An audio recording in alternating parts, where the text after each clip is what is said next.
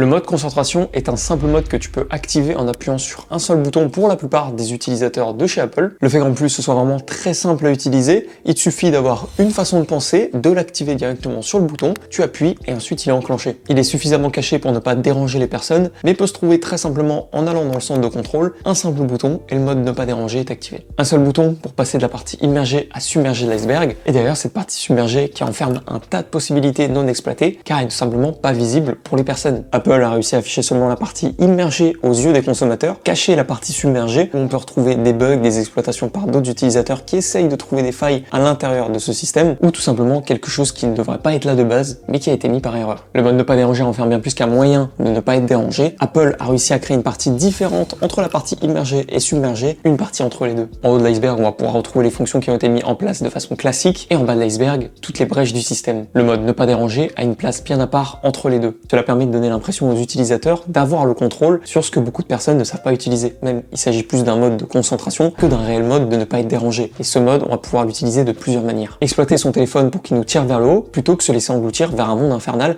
avec la surconsommation des réseaux sociaux. Beaucoup de personnes ne savent même pas qu'il est possible de configurer ce mode. Pour eux, il existe le mode ne pas déranger ou rien.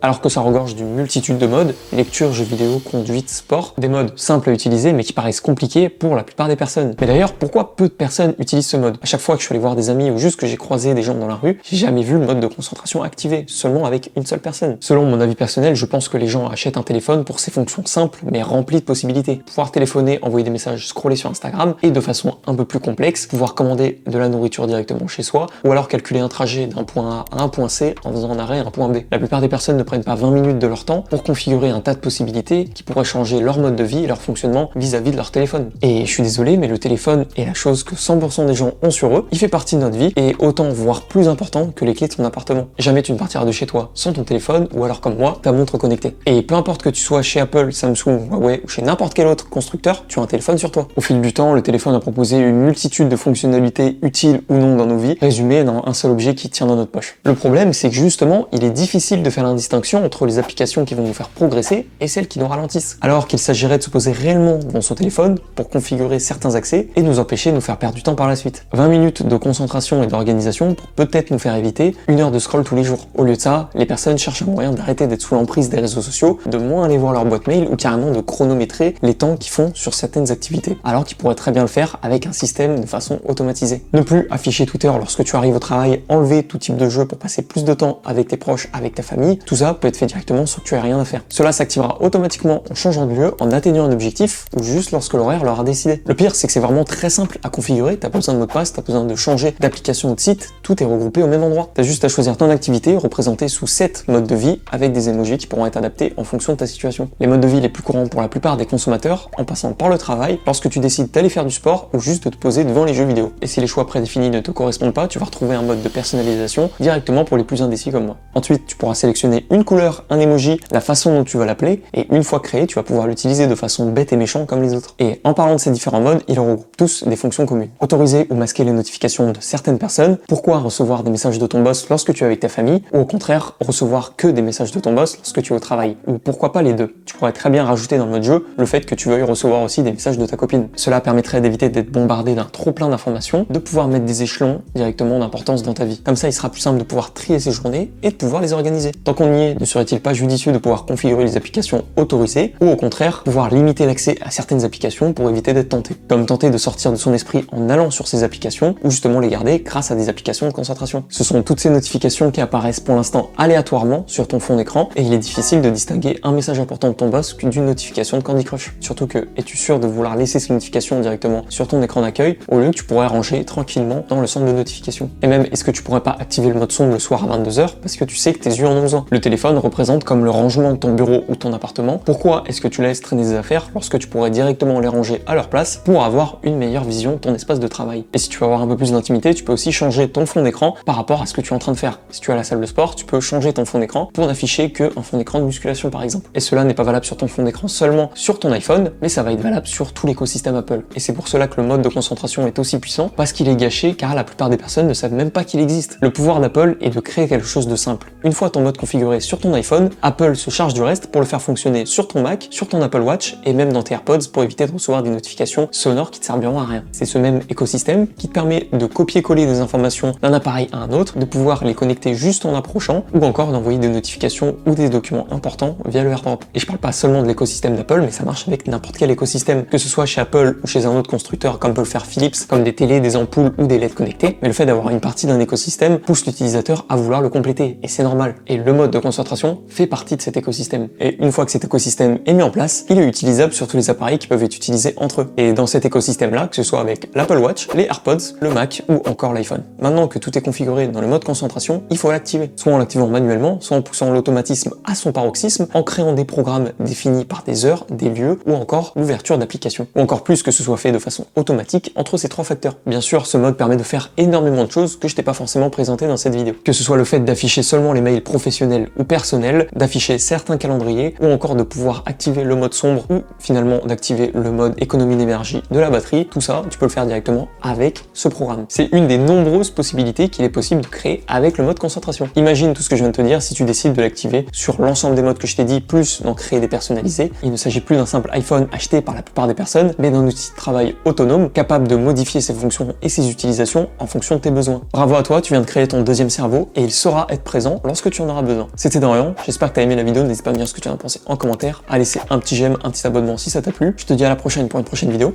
Ciao!